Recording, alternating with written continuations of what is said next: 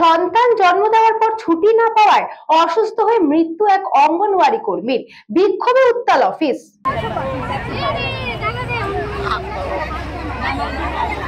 প্রসঙ্গত উল্লেখ্য, ধূপগুড়ি ব্লকের মাগুরমারি গ্রামের বাসিন্দা বীণা রায় অঙ্গনওয়াড়ি কর্মী হিসেবে কর্মরত ছিলেন ভুটান লাগোয়া চামুরচি এলাকায়।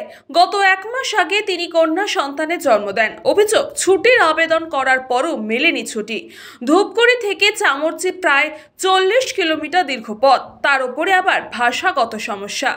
একদিকে সুপারভাইজার থেকে সিডিপিও প্রত্যেকেই চাপ দিতেন কাজে যোগ দিতে। পরিবার ও সহকর্মীদের অভিযোগ, প্রত্যেক দিন মাতৃকালীন অবস্থায় কাজের চাপ সামলাতে না পেরে স্ট্রোক করে মারা যান তিনি। এরপরই সহকর্মীর মৃত্যুর দায় কার, এই পোস্টার ব্যানার নিয়ে আজ ধূপগুড়ি অফিস ঘিরে তুমুল বিক্ষোভ। এদিকে গোটা ঘটনায় অস্বীকার করে নেয় কর্তৃপক্ষ। নিজেদের মতন করে সাফাই গাইতে চাইলেও অঙ্গনওয়াড়ি কর্মীরা পরিষ্কার প্রমাণ করে দেন তিনি ছুটির জন্য একাধিকবার আবেদনও করেছিলেন। খবর পরিবেশনকালীন ঘটনাস্থলে বিক্ষোভ চলে। পরিস্থিতি নিয়ন্ত্রণে আনতে ধূপগুড়ি থানার আইসি সহ বিরাট পুলিশ বাহিনী ঘটনাস্থলে পৌঁছায়। অফিসে আমরা চিঠি না করে এসেছি, এটা আমাদের রেপুটেশন না, এটা আমাদের বিক্ষোভ, মনের দুঃখ, জ্বালা, রাগ, বেদনা সব ঠিক করা, উপড়ে দেওয়ার জন্য।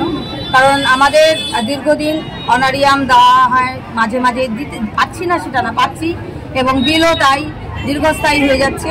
এই একটা বিষয়, এটা আমাদের সাংঘাতিক ইস্যু হয়ে গেছে এখন, যেহেতু আমরা এত কম অনারিয়াম পাই, তো সেই ক্ষেত্রে এই টাকা দিয়ে আমাদের চলার পক্ষে সম্ভব না।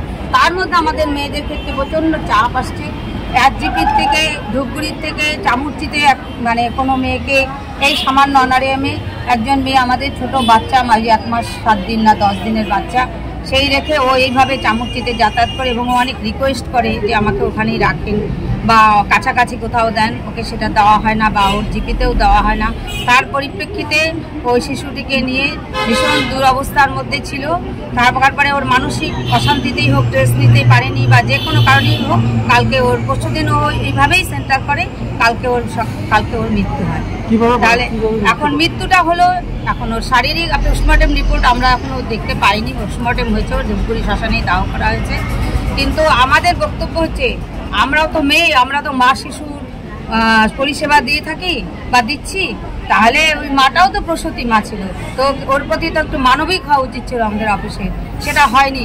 জানালি আর কথা মুখে তো লুকিয়ে দিলে লাভ নেই, আমার যেটা জানা আছে।